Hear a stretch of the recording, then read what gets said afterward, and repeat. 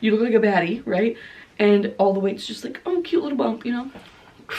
Girls can't relate. Not only when you carry a girl are you just full of acne. Love it, so fun. When it comes to having a girl, you gain weight in your boobs. I have 3 fucking chins now, so that's great. Love that.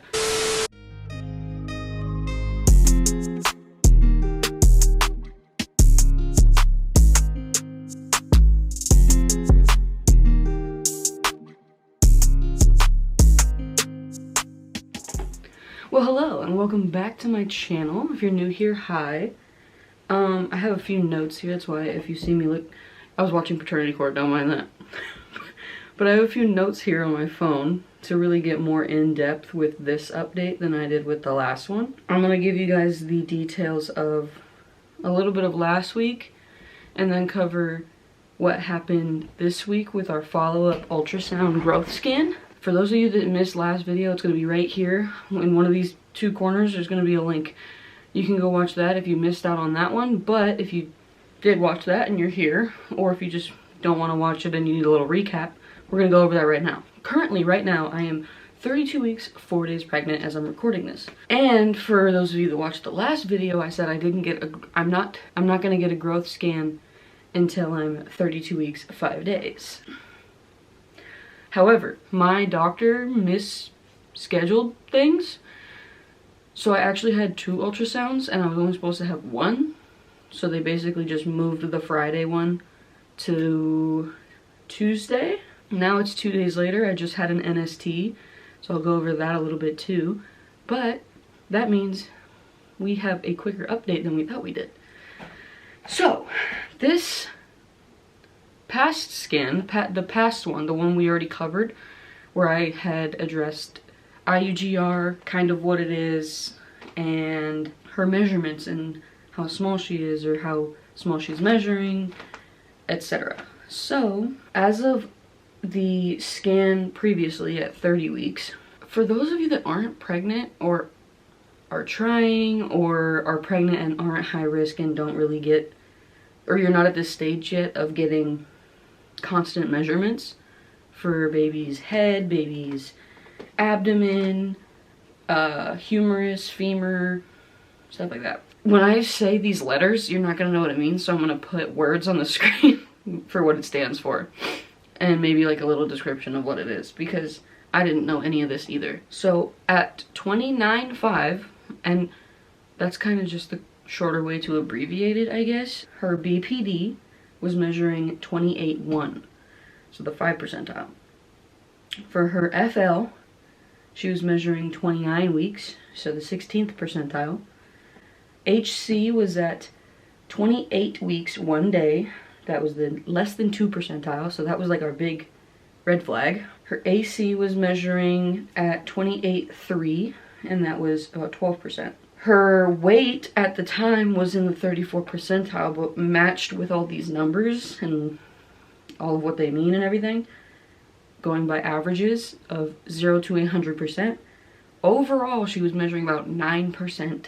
Now, about 2.5 weeks later, she's measuring these numbers. So the BPD is 31.2, 14%. HC is 31.2, 3.4%. The AC is 32, like 30 and 2, 5.3%. FL is 16.5, and overall, well, her weight is 3 pounds, 10 ounces. So her overall is 8.2 now. So she's gone down a little bit. So when you compare the numbers, at least my numbers, obviously, her head got bigger, but her stomach got smaller. So she's moving at a weird rate, but we were confirmed to have symmetrical IUGR. Now the difference between symmetrical and asymmetrical is if you have average numbers for, say, your abdomen, not your abdomen, but theirs. If you have average numbers for their abdomen and their legs and their arms, but their head's small, then that's asymmetrical. She is across the board tiny. So she's in the 8.2 percentile, which is technically IUGR. Anything under 10 is growth restricted. So she was barely growth restricted last time, and now she's a little bit more, but as of now, things look decent, and she's still gaining weight. So as long as she keeps getting bigger, keeps gaining weight, they should be able to keep her in there. But if, God forbid, she completely slows or stops, or if the blood flow from the placenta to the baby reverses, I need to go in for an immediate emergency C-section. Now for the NSTs, the non-stress tests that I went over a little bit last update, she has done a total of 5 and she's passed 3. So she's over 50% now. Before this morning when we had one, which by the way was her 3rd pass, her 5th total. Before that, it was actually like 50-50 because she passed 2 and she failed 2. She passed today with flying colors. She's very mobile, very active. She has been the entire time since 17. I'm currently 32.4. Ever since about 17 weeks, she's been running like a track star every day. So that's great because if her movement slows, I'll be able to notice it very easily. As for like the overall ultrasound and the risks and the IUGR diagnosis, etc., they said that my blood flow in my placenta at the moment is good, but it's elevated. So that means it has a chance to slow, stop, or reverse. What that means for me is that every single appointment, they do a check for that. And then if it's an NST, they check for her heart, her position, and her amniotic fluid, which for me is supposed to be between 2 and 8. And it today was at 5. So that's a good round number. Now, when it comes to presentation, I'm just trying to cover everything. I'm sorry if this is a little bit all over the place.